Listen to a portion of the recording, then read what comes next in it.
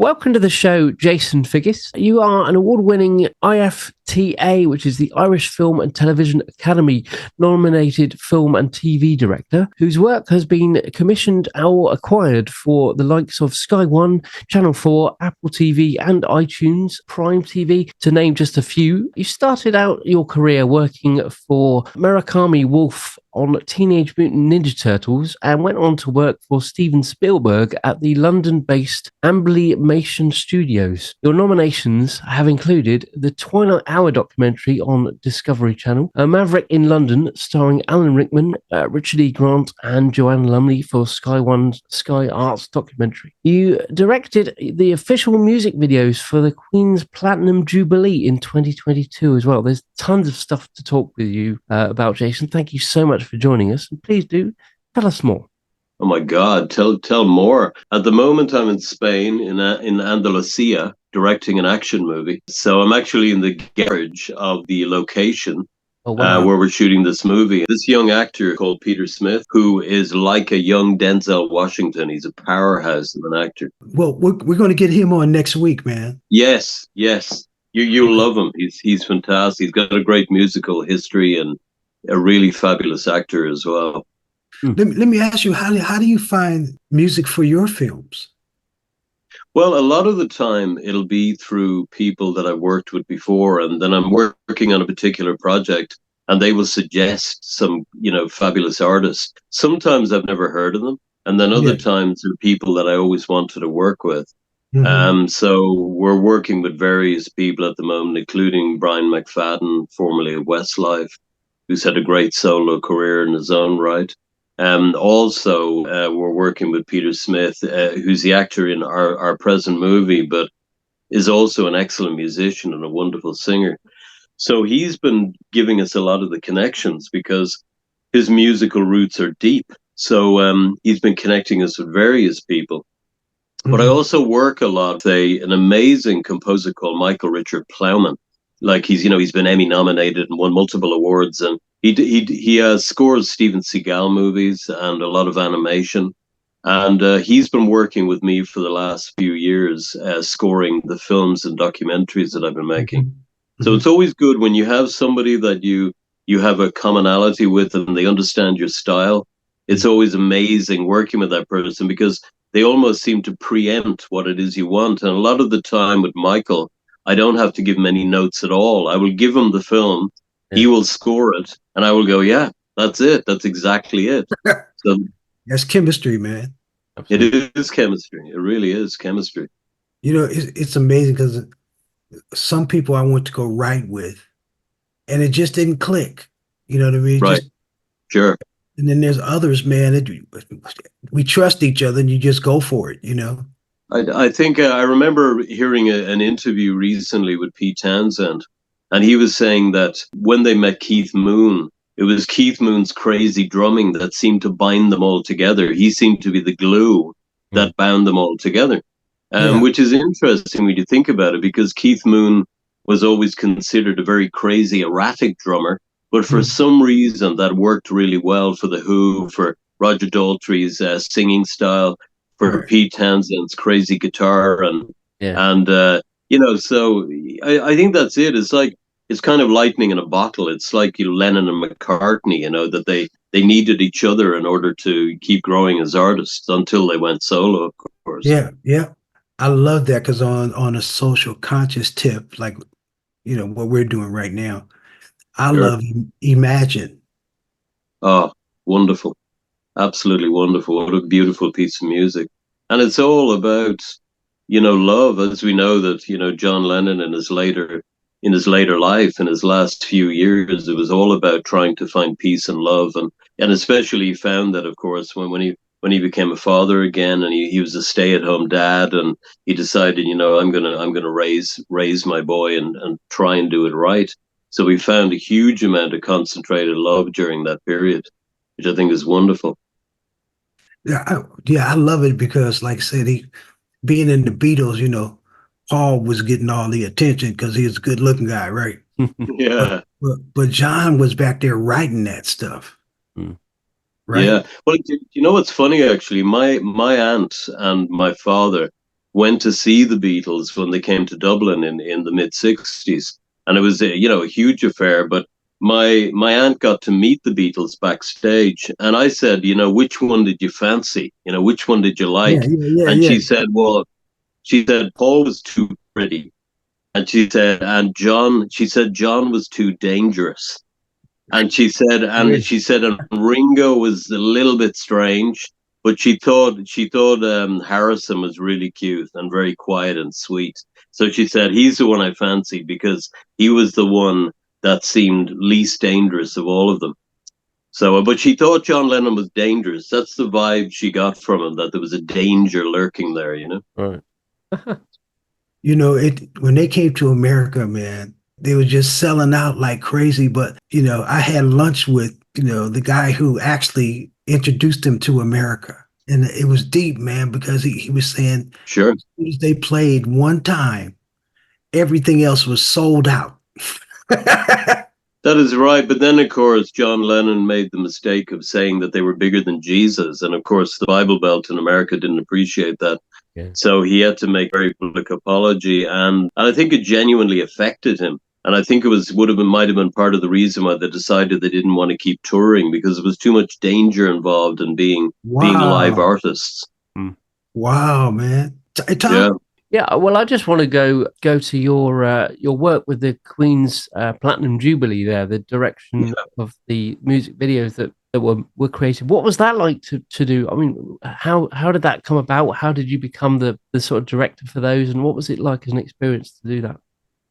Well, I tell you, it was a very strange roundabout way. I've known Uri Geller for a long time. He's been a friend for about 20 years, and he was working with a composer called Loretta K. Feld, and she basically had put together this montage for Uri Geller's museum in Tel Aviv. And Uri looked and he said, "This is interesting, but I think, Jason, that it might be better if you edited all the pieces for me and timed everything." And, it became because we knew each other well and we had this kind of sympathy for how, our creativity worked. And we kind of had that bond together over the years. So I did that and she saw it and loved it. So it came from her. She had previous dealings with the royal family, with various projects that she had worked on musically. So when the invite came to her to write the music, she came straight to me and said, "I'd really like you to direct the videos," which I did, and they were received very well. So it was very gratifying. Yeah. wow. What's it like being behind that camera? Well, I prefer being behind the camera than in front of the camera, that's for sure. Well, I think a lot of people think film directors are quite gregarious because you have to deal with a team of people. But I find that in my private life, I'm a very private person, and I tend not to be that sociable because I tend to put a huge amount of energy into the projects I'm working on. But I kind of feel in a way that when I'm working with people on a movie, that they become my tribe. So it's very, very easy for us all to have a common mindset. Right. So when it comes to directing them, for me, it's a very easy thing You to got a do good crew. because I usually write the work. So I have a very intimate understanding of the material. Then I know I already have them on my side. So it becomes something where everybody in the room have a common goal and we're all marching ahead. And I like to collaborate. So the people that I work with are people that I consider collaborators and not people who are taking my direction per se. Once we all have our meetings and we understand what it is that we want to achieve, then we all go out there and get it done. But the way I look at it is as a director, that's really what you're doing. You're keeping everything going in a direction. Right. But that doesn't mean that I'm an autocrat, I'll still say to somebody, "What do you think of that?" And they'll go, "Hey, I had an idea. What if this happened?" And if I like the idea, I'm going to use that idea because let's face it, if somebody comes up with a better idea than me, my name's still on it as the director, so I'll get the credit. Yeah. Very true. Yeah, that's right. Yeah. So that's the clever thing. I think any good director knows to defer to those who come up with a better idea or a better way of doing things. Yeah. And then utilize that. It's all collaboration, brother. Absolutely. That's like music. You know what I mean? We collaborate with each other and stuff like that. And like you were saying, it's certain people you just got a chemistry with, Yeah, and things move faster. You know what I they mean? do. Because you trust each other and stuff like that. Now, do you write any music? I don't write music. I'm an appreciator of music. And what I find is where my strength comes in with regard to music is that I'm able to find the right images for the music and make it work in that way. But Right. I sing, but I don't sing publicly. I can carry a tune and I, I sing with my daughter and I love singing along to music. But, because I am, quite a private person, I prefer to appreciate those who have the nerve to get out there and perform. Um, yeah, I really do. I mean, I think it's an incredibly strong thing that singers have or musicians that they can get on a stage and perform like that. I mean, it's unique. But then, as we know, a lot of them also create an alter ego in order to be able to get up there and be that person. That's right.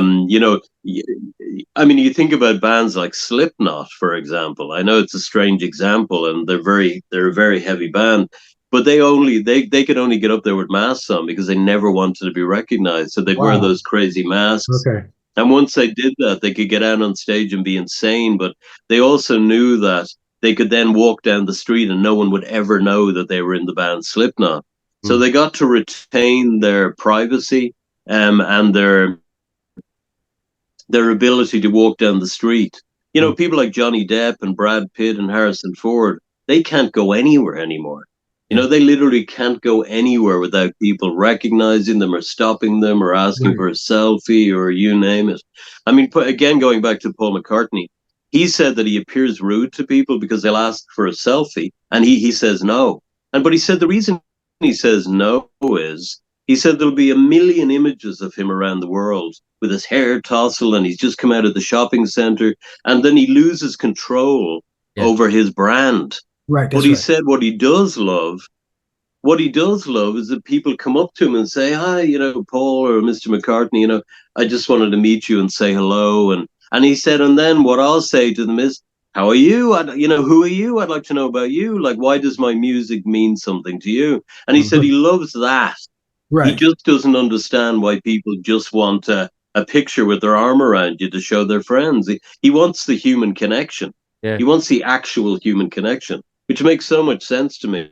Right. I mean, I can relate to that. Yeah, man. The great part about what we're doing here is we're promoting positive social conscious music. Yes, and it's wonderful. And stay in our lane and stuff like that. There's a lot of people writing social conscious music, but there's no love for it in the mainstream. Yeah, So we're going to build it from grassroots, even though it's been here all of our lives. You know what I mean? there you go. Like there might be a movie you're doing, and you go, I know the perfect song for that. Yeah, Because it yeah. matches up. Because you got that eye. You were born with that eye, and you go that song would match perfectly with this segment or whatever. Well, that's exactly right. Because if I'm writing a screenplay, usually I will write with music playing in the background, but I'll only play the kind of music that I believe serves the story that I'm trying to create. That's I mean, right. if I'm writing a gentle story about two old ladies living in a cottage in the hill, I'm not going to be listening to heavy metal, So, I'm listening to appropriate things, like what might these little old ladies living on the hill like to listen to? And Right. so once I get that music in my head, I start finding the conversations start flowing. Yeah. I'll start writing, and then the other character will start responding, and then there'll be another response, and I'll keep writing. And I tend to write. I write longhand when I write screenplays, and I write downwards across the page. I'm always writing downwards, from the top to the bottom. And I don't know why I do that either, but it kind of feels like automatic writing. Where you just put a pen on a page and then you allow your hand to do something. Well, when I write screenplays, a lot of the time that happens, and sometimes I could write a feature-length screenplay in 3 or 4 days, and I've Wow. no idea how, but it's just I just surrender to the process, and I don't try and put up any barriers. I just listen. And I know a lot of people think that sounds easy, that listening to characters that don't really exist. But to me, as soon as I start writing, they do exist. And a lot of the time I will, there'll be an actor that I'm working with, and I would say to them, I'd really like to write this screenplay for you. Can I use your image and your voice in my head while I'm writing? And they will go, yeah, of course. I mean, like, it is a compliment if a filmmaker comes to an actor and says, I want to write a movie for you, and can I use your likeness and your voice in my head while I'm writing? So they invariably they would say yes. And then I will do that. I will see their face, I will hear their voice, and I will get an idea of how they might respond, and I will continue in that fashion while listening to the appropriate music. My brother, we're going to have you back. I mean, you got some amazing stories, right? Tom's going to get your information, and bless you for coming on and taking the time. Oh, an absolute pleasure. An absolute pleasure. Right on. Thank you. Yeah, I just want to know really how people can see what it is you've got coming up. If you've got a sort of website, any kind of social media presence at all? Oh yeah, I mean, it's just Jason Figgis on Facebook, and also Jason Figgis on Instagram. Okay. So what I do is I'm quite sparing in what I post, because I wouldn't be I wouldn't be a kind of a social media guy who'd be all over the place. So I mainly only put up, for example, if I finish shooting a movie, I will go just back from Spain after shooting a feature film, and then I won't mention it again until it's completed. And then this movie is now released. That way, when people look at my social media, it's not super saturated, Yeah, that makes sense. Right on. Hey, man, much love, brother. Absolutely lovely to talk, guys. I really appreciate it. All right, brother. And good luck with the film. Thank you very much. Definitely. Yeah, man. All right. Have a good evening, gentlemen. Music can save the world. Music can save the world. If we all get together, music can save the world. Yeah. Music can save the world. Music can save the world. If we all come together, music can save the world. There's an urgency facing our humanity. Thank you so much for watching. To stay up to date, please click subscribe and hit the bell. You can also join our group on Facebook and find us on LinkedIn and Instagram.